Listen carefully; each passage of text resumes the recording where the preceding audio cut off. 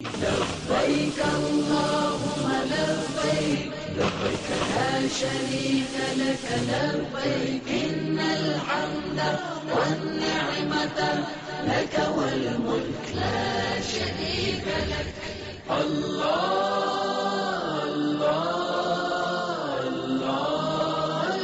அல்லாஹ்வுடைய கட்டளை அல் குர்ஆனும் நபிகளார் ஸல்லல்லாஹு அலைஹி வஸல்லம் வாழ்க்கை வழிமுறை அஸ்-சுன்னாவும் இந்த இரண்டை பற்றி பிடிக்கும் காலமெல்லாம் நிச்சயம் ஒற்றுமையாக இருக்கலாம்.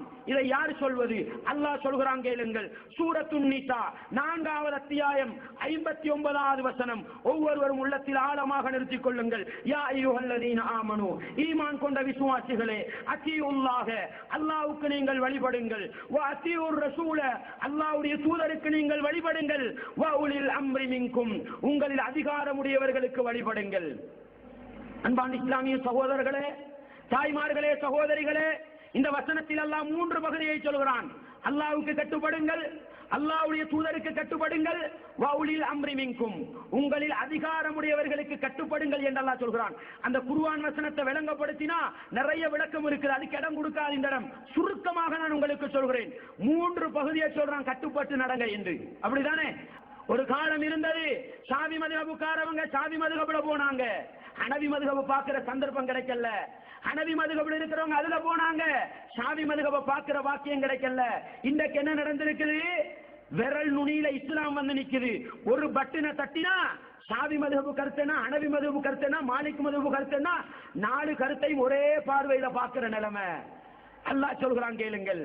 ஃபைன் தனாஸஅதும் ஃபீ ஷைஇன், ஏதாவது ஒரு விடயத்தில் நீங்கள் கருத்து வேற்றுமைப்பட்டால், பிணங்கிக் கொண்டால் நன்றாக விளங்கிக் கொள்ளுங்கள். அல்லாஹ் என்ன சொல்கிறான்? அல்லாஹ்வுக்கு கட்டுப்படுங்கள், அல்லாஹ்வுடைய தூதருக்கு கட்டுப்படுங்கள், உங்களில் அதிகாரமுடையவர்களுக்கு கட்டுப்படுங்கள் என்று சொன்ன அல்லாஹ் கருத்து வேற்றுமை என்று வந்துவிட்டால், பிரச்சனை என்று வந்துவிட்டால் எங்கே செல்ல வேண்டும்? ஃபர்துஹு இலல்லாஹி வர் ரசூல், அல்லாஹ்வின் பக்கமும் அல்லாஹ்வுடைய தூதரின் பக்கமும் திரும்பி செல்லுங்கள் என்று 2 இடத்தை தான் அல்லாஹ் சொல்கிறான். விளங்குதா? 3 இடத்துக்கு கட்டுப்படுங்க சொல்லி போட்டு பிரச்சனை வராத வரையில் எப்படியும் போகலாம்.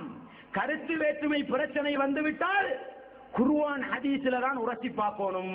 அல்லாஹ் சொல்றான், ஃபருத்துஹு இலல்லாஹி வர் ரசூல், அல்லாஹ்வின் பக்கமும் அல்லாஹ்வுடைய தூதரின் பக்கமும் திருப்பி பாருங்கள். இன் குன்தும் துமினூன பில்லாஹி வல் யௌமில் ஆகிர், நீங்கள் அல்லாஹ்வை நம்பி மறுமையை நம்பி வாழ்பவர்களாக இருந்தால் குர்ஆன் ஹதீஸிலே தீர்வை தேடுங்கள்.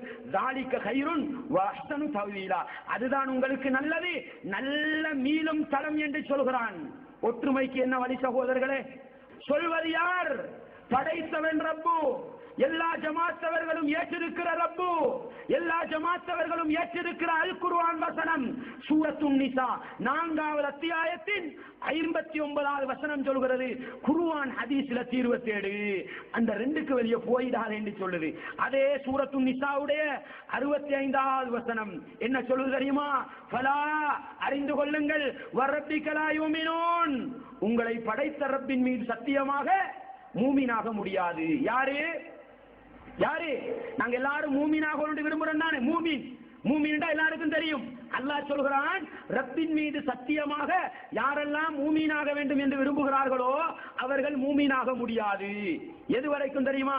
ஹத்தா யுஹக்கிமுக ஃபீமா ஷஜர பைனஹும், அவர்களிடையில் வருகிற சண்டைகள், அவர்களிடையில் வருகிற பிரச்சனைகள், அவர்களிடையில் வருகிற கருத்து வேற்றுமைகள், அவைகளில் நபியே உங்களை தீர்ப்பாளியாக எடுத்து 3 விஷயத்தை அல்லாஹ் சொல்றான். ஹத்தா யுஹக்கிமுக ஃபீமா ஷஜர பைனஹும், அவர்களிடையில் வருகிற கருத்து வேற்றுமையில் நபியை உம்மை தீர்ப்பாளியாக எடுக்க வேண்டும். சும்மலா யஜிது ஃபீ அன்ஃபுஸிஹிம் ஹரஜம் மிம்மா கலைத்த, பிறகு அல்லாஹ்வுடைய தூதர் அளித்த தீர்ப்பிலே உள்ளத்தில் 2வது கருத்து கொள்ளக்கூடாது. 3வது வயுசல்லிமு தஸ்லீமா, அதற்கு பரிபூரணமாக கட்டுப்பட்டு நடக்க வேண்டும். அந்த 3 பண்பும் வராத வரையில் ஒருவன் மூமினாக முடியாது என்று அல்லாஹ் சொல்கிறான். அன்பான இஸ்லாமிய சகோதரர்களே, உண்மையான மூமின்களாக மாற வேண்டுமா? எனக்கும் உங்களுக்கும் அல்லாஹ் விடுகிற அழைப்பு என்ன தெரியுமா? உங்களிடையிலே கருத்து வேற்றுமை வந்தால், பிரச்சனைகள் வந்தால், பிணக்குகள் வந்தால் ஊர்வலமையிலே தீர்வு தேடாதீர்கள், பள்ளி நிர்வாக சட்டக்கோர்வையில் தீர்வு தேடாதீர்கள், ஒரு மனிதனுடைய சொந்த கருத்திலே தீர்வு தேடாதீர்கள், மதுகபுகளில் தீர்வு தேடாதீர்கள், தரீக்காக்களில் தீர்வு தேடாதீர்கள். மாறாக குர்ஆன் ஹதீஸ் என்ற நபிகளாருடைய வழிமுறையிலே தீர்வு தேடுங்கள். அந்த தீர்வை உள்ளத்தினால் ஏற்றுக்கொள்ளுங்கள், அதை வாழ்க்கையிலே அமுல்படுத்துங்கள். அப்பொழுதுதான் நீங்கள் மூமினாக முடியும் என்று அல்லாஹ் சொல்கிறான்.